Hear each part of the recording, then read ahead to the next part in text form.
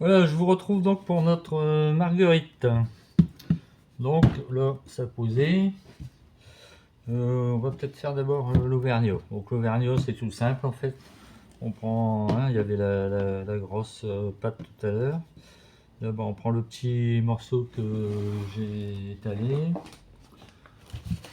L'idéal, c'est d'avoir de la maïzena ou de la fécule de pomme de terre, ce qui va bien aussi parce que ça, en fait, ça décolle mieux après la cuisson. Donc on va essayer comme ça, on verra bien. Donc là, on va étaler ça le plus possible.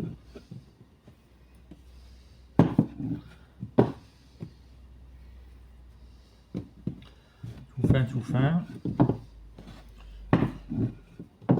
En fait, c'est ce qui fait un peu comme si c'était un coup de lame autour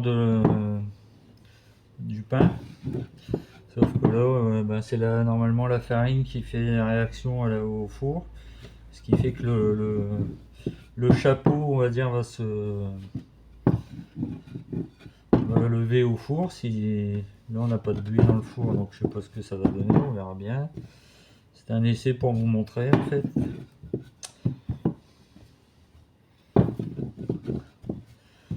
Il y a quelques années, on en faisait pas mal pour les fêtes de Noël, tout ça, faire des pains surprises. Ça s'est un petit peu perdu, mais bon.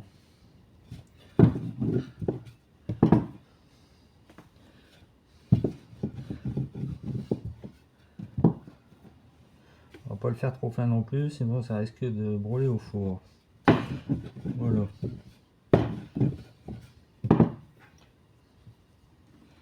Voilà, donc une fois qu'il est comme ça, on va le poser un peu dans la farine. Voilà. Et là, on va venir poser notre boule dessus.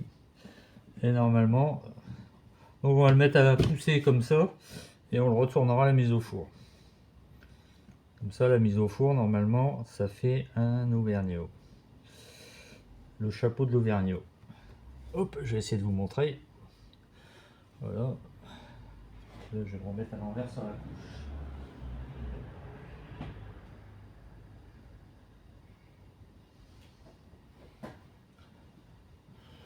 Ensuite, on va faire la tabatière comme ça. Ça me permet de garder la place pour les deux derniers. C'est plus grand, ça prend plus de place. Donc là, c'est plus pareil. Là, on appuie sur une partie à peu près un tiers de la boule. Et on va venir étaler comme ça. Tout simplement.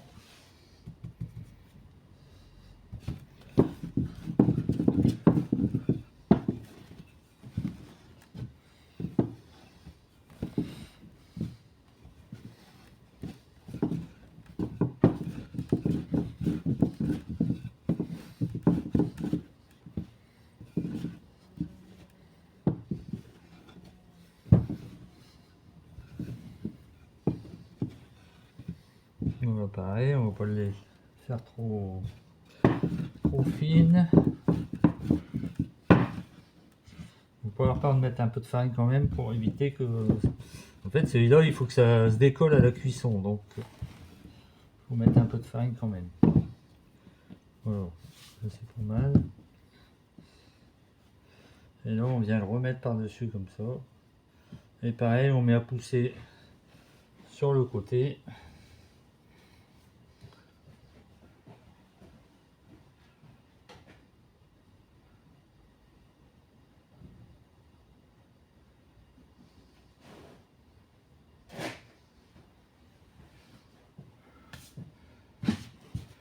Et on va terminer avec donc notre marguerite. Donc là, c'est simple. On va mettre un peu de farine en dessous. Et là, on vient croiser les coups de rouleau. Comme ça. Donc là, il faut presque faire transparent. Voilà. On va pas mettre de la farine, il ne faut pas que ça colle en dessous. Voilà.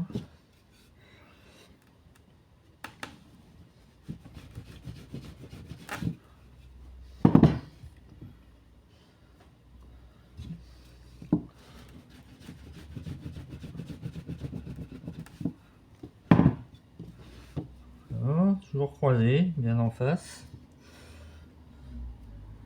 On va reprendre de la farine.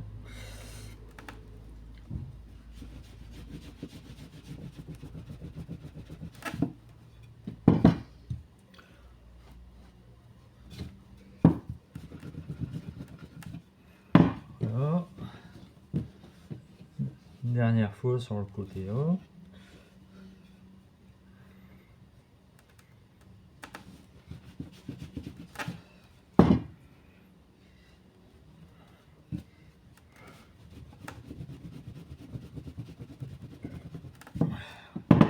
Ouais, vous voyez, on passe presque les doigts à travers, mais il faut pas passer à travers quand même, hein.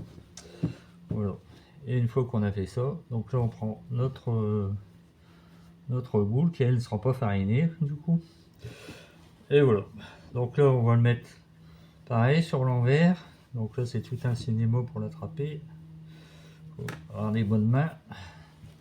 Voilà.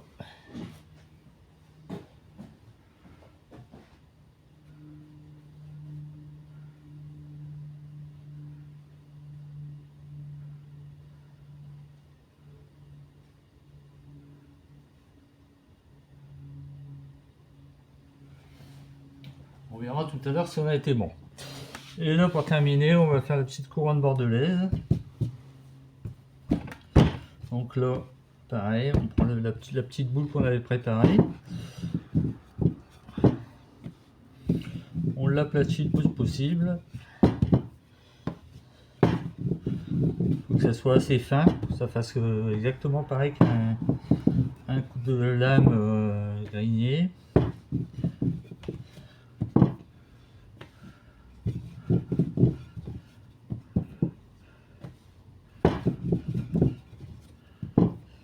Là, comme on en a 6.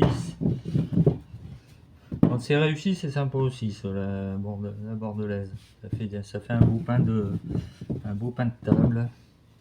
Et ça permet d'avoir, lorsqu'on est 6 à table, ou 12, on en met 2. Ou, voilà, on peut les faire à 5. On peut les faire un peu comme on veut.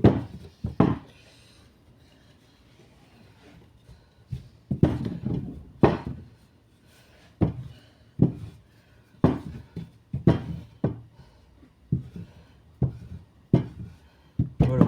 Alors là, il y a pas mal de farine dessus, comme vous voyez.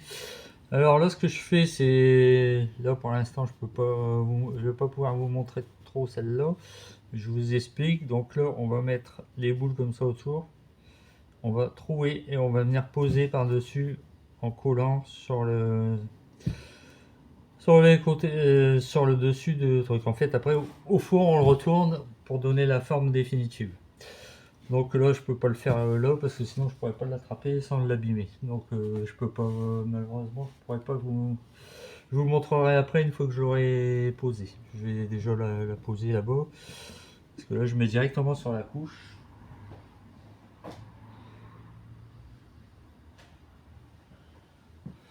Bon, je reviens, je suis à vous tout de suite.